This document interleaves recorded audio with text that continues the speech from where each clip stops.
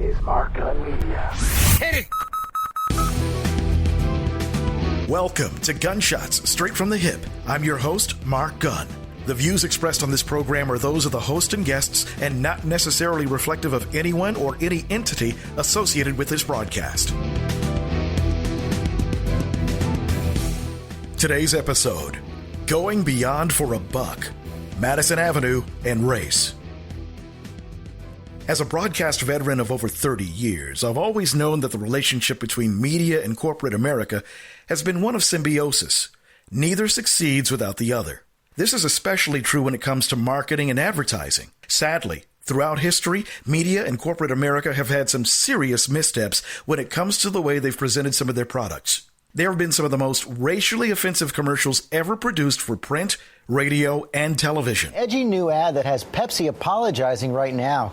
Critics call the online commercial for Mountain Dew racist. Not only are they calling it racist, some are actually calling it the most racist commercial ever. Critics say it portrays racial stereotypes and also makes light of violence toward women. In just 43 short seconds, Kia Ora walks us through every condescending stereotype white Americans have invented for black people.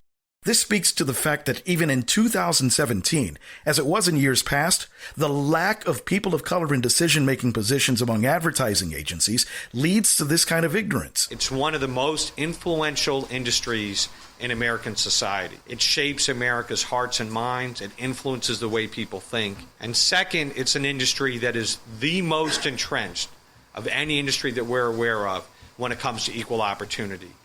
African Americans have been underpaid by 20% compared to their white counterparts, and that's after controlling for education and other factors.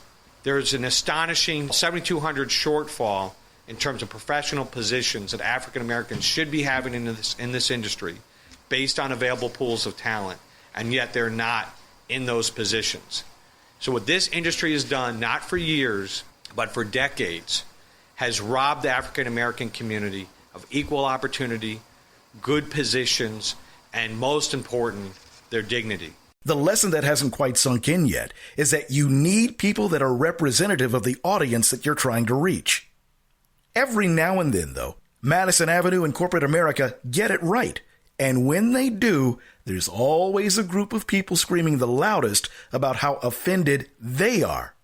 I'll explain after this.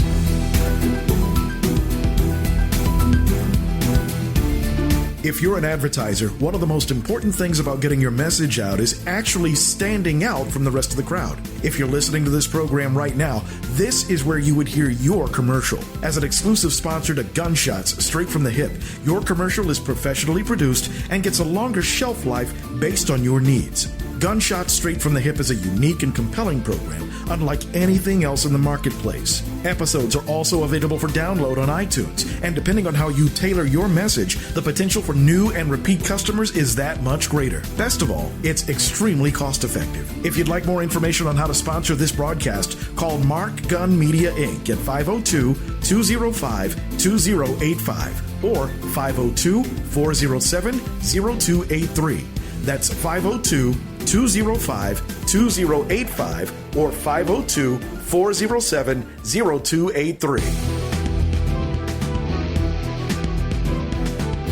Welcome back to Gunshots Straight from the Hip. We're talking about the relationship between media, Madison Avenue, and race. As I said, as much as corporate America gets it wrong when it comes to messaging and people of color... Quick sidebar before I, a white American, continue to point out how racist other countries are. Look, I get why it's weird for me to be lecturing anyone else. The only people who are ever surprised to learn that white Americans are racist are white Americans. In fact, a lot of us decided we solved our race problem in the 80s because we all had Jordan posters on our wall and the Huxtables had a pretty nice house. Since then, advertisers try not to put overt racism in our ads. Not because we're cured of racism, but because they know Americans like to think they're cured of racism. Every now and then, they get it right. As New Zealander of the Year, I'm calling on every one of my fellow Kiwis to help support a very important cause. Racism needs your help to survive. You may not be in a position to give much to racism, but whatever you feel comfortable giving will make a huge difference. You don't have to be a full-on racist. Just being a tiny bit racist is enough. A smile, a cheeky giggle, even a simple nod in agreement. It all adds up and it gives others the message that it's okay. Frequently asked questions about racism. There are times when societal issues dictate some sort of response, and it's always been my opinion that those corporations that step up, even at the risk of profits, are worthy of my respect and my business. That's the model I've always tried to base my own career on. Over the last few years, for every brilliantly produced piece of media that addressed a social issue, there's always been a group of mouth-breathing malcontents that's had a problem with it. Remember when CocaCola had the commercial featuring Americans of different ethnicities singing America the Beautiful in their native languages? So beautiful for spacious skies, por tus olas de granos ámbar, yo pido. The response from so-called real Americans was priceless. The biggest problem for them being that the song should have been done in English because, by God, this is America.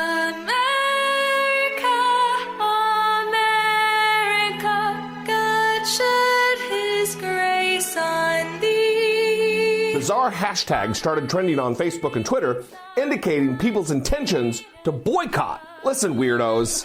If these images from the Coke ad of Americans of all different colors and cultures, if it sends you into a xenophobic rage, it's time to examine not only yourself and your possible racist attitudes, but also your fundamental misunderstanding of exactly what America is. America is a nation of immigrants.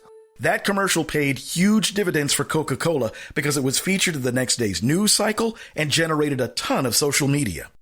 One of the biggest controversies of the last few years came from General Mills and Cheerios. They produced a commercial that featured an adorable little girl who was concerned about her father's health. Mom. Yes, honey? Dad told me that Cheerios is good for your heart. Is that true? Says here that Cheerios has whole grain oats that can help remove some cholesterol, and that's heart healthy.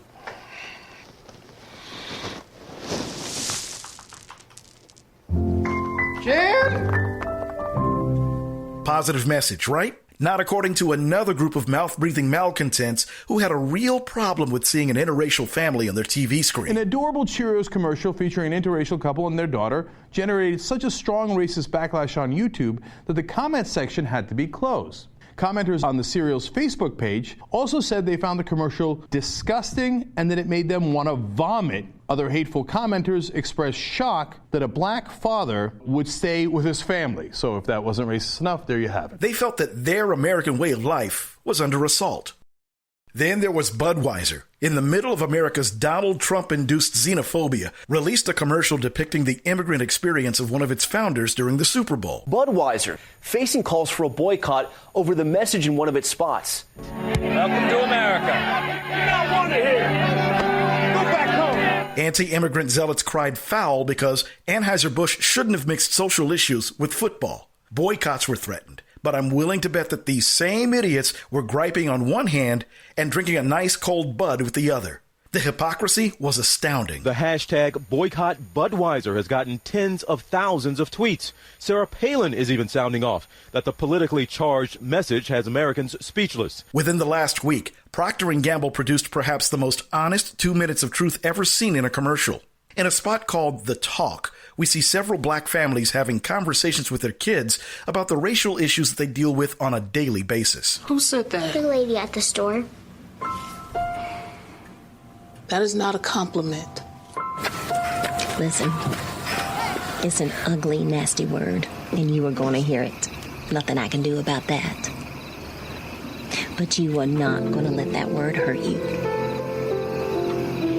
You hear me? There are some people who think you don't deserve the same privileges just because of what you look like. It's not fair. It's not. Remember, you can do anything they can. The difference is you gotta work twice as hard and be twice as smart. Come straight home after practice. You got your ID? Yeah. Guess I stopped you. How's your review? We're good. You good? Yeah, You see? we're good. Okay. Good. Now, when you get pulled over... I'm a good driver. Okay? Baby, Don't worry. this is not about you getting a ticket. This is about you not coming home. I'm gonna be okay. Right? Okay.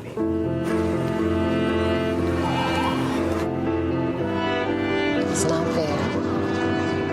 But you keep showing up. You are not pretty for a black girl. You are beautiful, period. Okay? Don't ever forget that. The reaction by some was that it was racist and anti-white. Never mind the truth of the message being conveyed.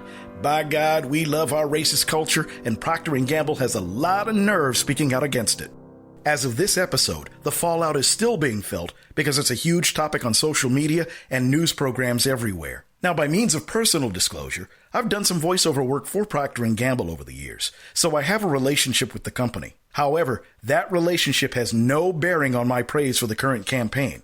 Bottom line, every now and then Madison Avenue gets it right. But if they are to continue down the path of making amends for the history of racial blunders and making even bigger profits, they need to pay attention to a recent report regarding the movie industry.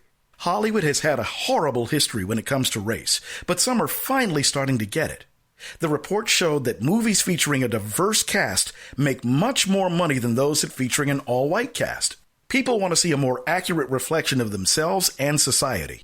Advertisers that take on social issues make a meaningful contribution when it comes to righting a lot of societal wrongs. They're more of a benefit than those who remain silent and do nothing. And if you can turn a profit from being a good corporate neighbor, that's all the better. Local advertising agencies here in Louisville would do well to follow that lead. You've been listening to Gunshots Straight from the Hip.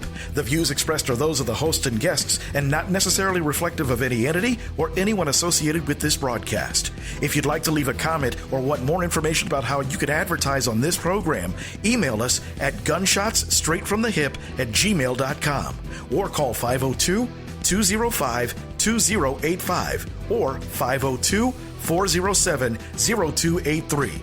All comments are welcomed. You can also download this and past episodes on iTunes and other social media outlets. Just search for us by name. Gunshots Straight from the Hip. Thank you for listening. Mark Media. No hype, no hoopla, just damn good work.